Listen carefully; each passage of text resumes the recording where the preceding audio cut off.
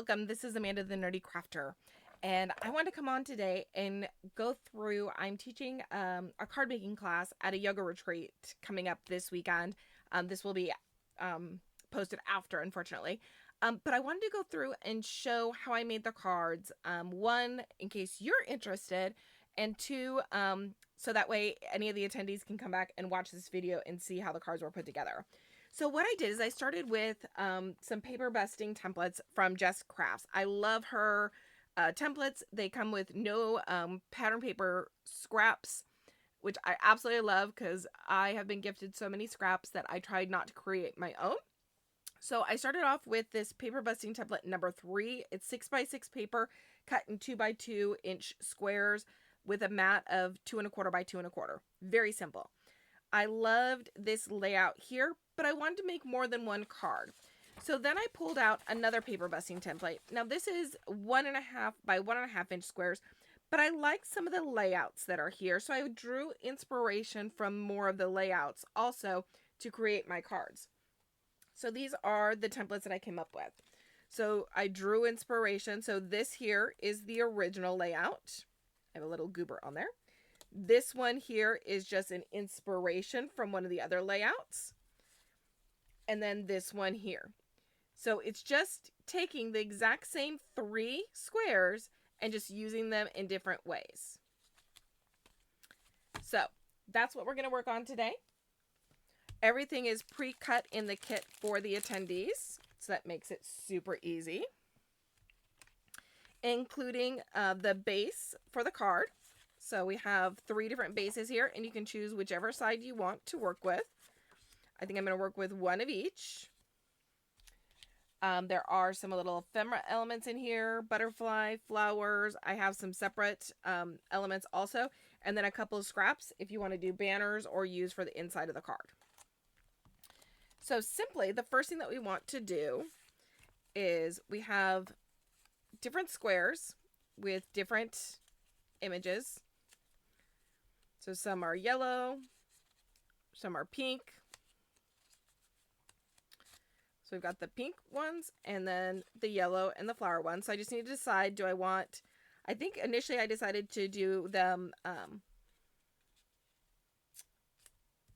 3 of each. So 3 of the flowers, and then 3 of this pattern, and then 3 of the birds. So I'm going to go and glue all of those together, and I'll be right back so we can assemble them. So basically all I'm doing is lining up my mat with my 2 inch by 2 inch set and leaving a border all the way around the edge.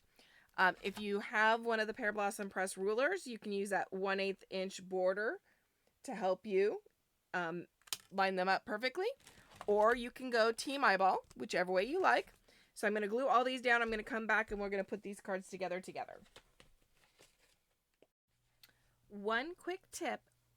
I laid all of my parts out first before I started gluing because some of them I want to cut into triangles and then mat so you can see a little bit of border around all the edges. So make sure that you line them up, which ones you want to use on each card before you start gluing. So for my purpose, I am doing 2 of the flowers and then 1 of this side of the flower sheet for this background. For the white background, I'm going to do the 2 yellows and then cut this one in half and do it on either side. For the pink one, I am going to use these flowers around the outside edge with the yellow birds in the middle. Okay, so I'll be back once I have all this glued together. Okay, so I've got all of my parts glued together. So now it's time to start assembling and placing this onto the card base. So what I'm going to do is, for this purpose, we are using a permanent glue stick. I find that with new crafters, getting the hang of wet glue is a little difficult. So I decided to bring in these permanent glue sticks for this class because I felt it would be easier for the students to utilize. It still gives you a little bit of wiggle room if you need to adjust. And we take just a minute and burnish that down. So I'm just using my fingers to burnish that down.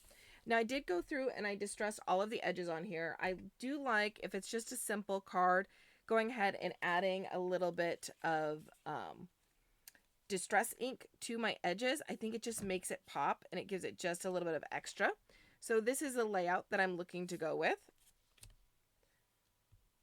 for this first card. Make sure I get glue on all of those edges. And just burnish that down.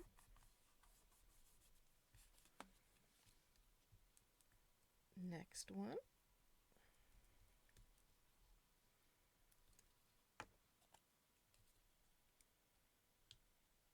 Same thing, just lining these up by eye. Now this paper is not super thick, so I'm not too worried. I could put a little bit of my scrap underneath here to help that level out if I wanted. So if I wanted, I could grab a little bit of this peach here. It is a rose gold, and add a layer to the back. We'll see if one layer works. I might need two to let, maybe two.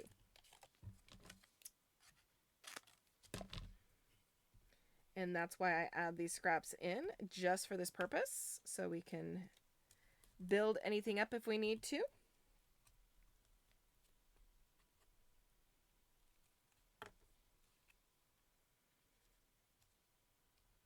And then place that down. So now what that does is, one, it gives it a little bit of a shadow behind it. Oops, so turn it so you can see. So I get a little bit of a shadow behind it. It raises it up so it lays flat on here. I will come back at the end and add some embellishments to this. So I have some little flowers or embellishments that we can use. So I will bring this in at the end when I have all my cards done. But this first card is now done and ready to give. I also have sentiments prepared for them. So they have a variety of sentiments that they can put on the inside or the outside of the card. So that is very helpful. So again, this is my start image and this is what we've come up with. I do still have a little bit of scrap left. This second card here, this is our inspiration piece. So I'm just going to place that off to the side while we start assembling this card. Oh, and I didn't glue all my pieces together, so we will glue those ones together. And for this one, I am going to be using the white side of my card.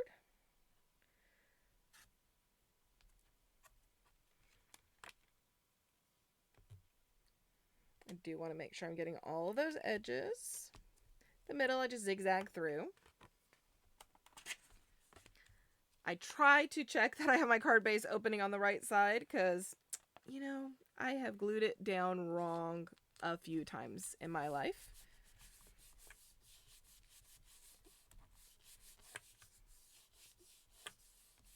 Perfect. All right, for these ones, it's going to be the yellow on top.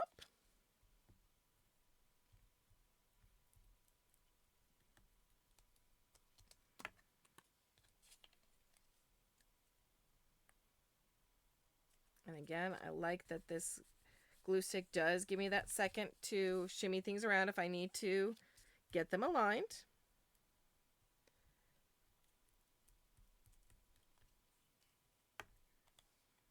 And I've done a number of cards with this glue stick over the past month just to test it, see how it holds up, and it has done an amazing job. I did purchase it off of Amazon, so I can place a link to that in the description box.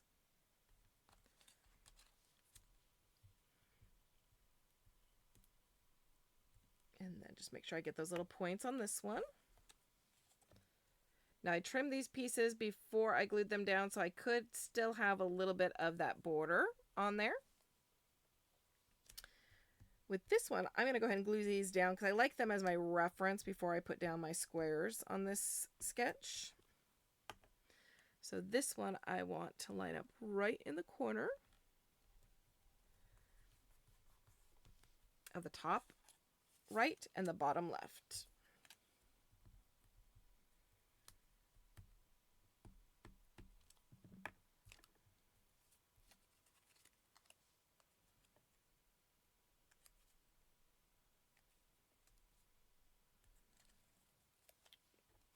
Perfect.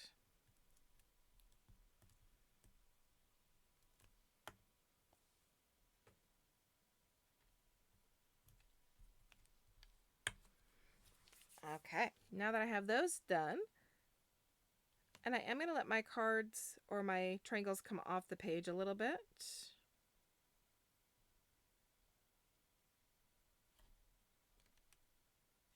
Like that right there. And then I will just trim the overhang off.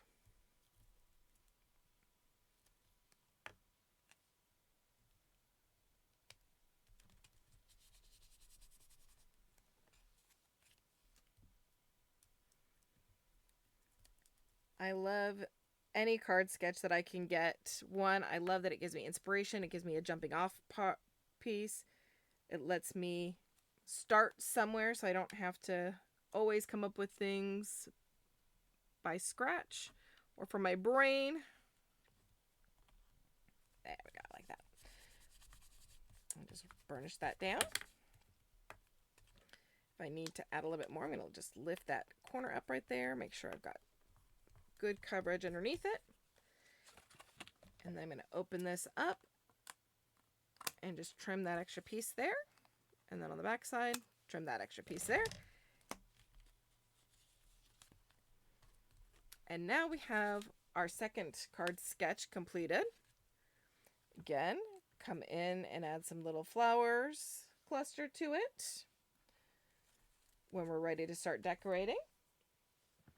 And our last card is this image. So this is the sketch that we're going off of, triangles in the corner and then a focal image in the middle.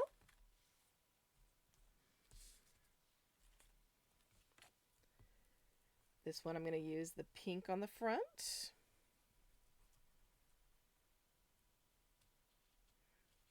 Make sure I'm getting all those edges. Opens up correctly.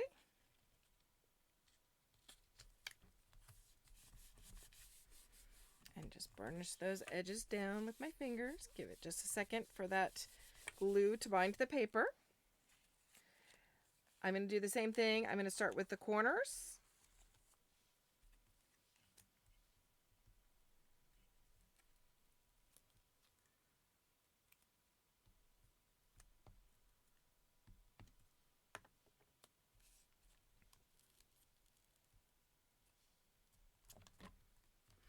I like with this one that I did distress those those edges, just because it does help those pieces pop and it gives a little bit of separation, especially because I'm using a pattern paper for the background on this one. It allows it helps it do the separation.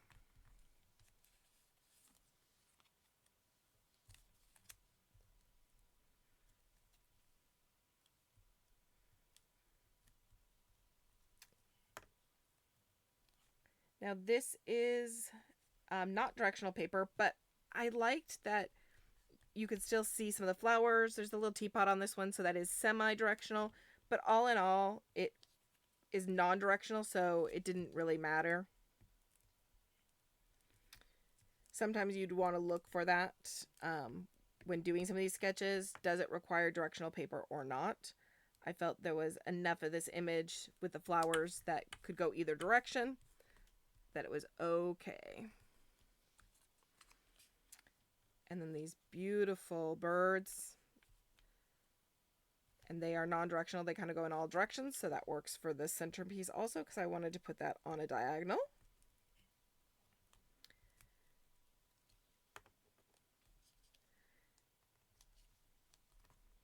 Now these cards look absolutely beautiful as they are. If you would like to add embellishments, you can. If you want to do some cut aparts and add a cut apart to the front of this and not do that centerpiece, well, you could do it because it adds the layer, but you can add a quick cut apart card to it. And it really pops. So you can do something. This one I would not recommend. It covers up almost all of what you've done. But this one, you could come in and add a beautiful ephemera piece to it. And that is what I'm going to do for this one.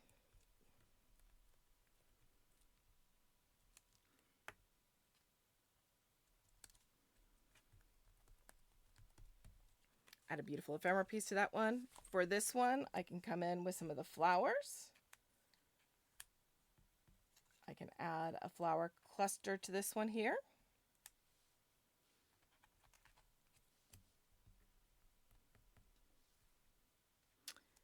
But I'm going to be providing sentiments. I'm going to be providing different ephemera options. So lots of options to add to these beautiful cards. If you don't want to put them on the outside of the card, you can always add it to the inside of the card also.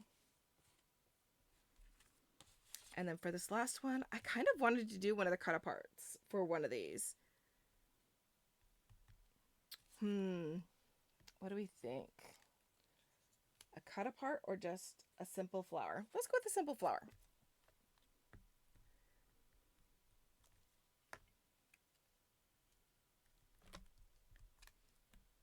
And then I'm going to trim down a strip.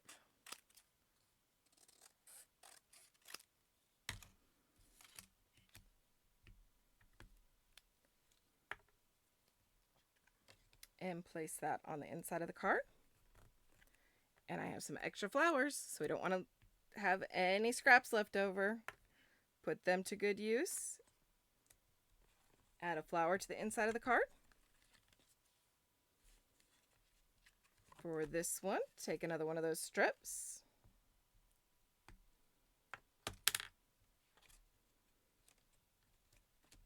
Add a strip to the bottom of the card.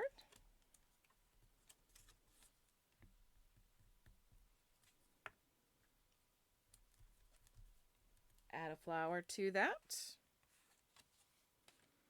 And last but not least, for our butterfly card,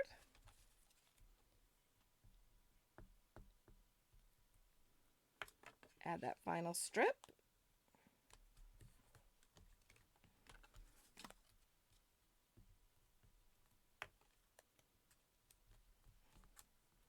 And for this one, I'm going to add 2 of the flowers because I had an extra one. And these 3 cards are now complete.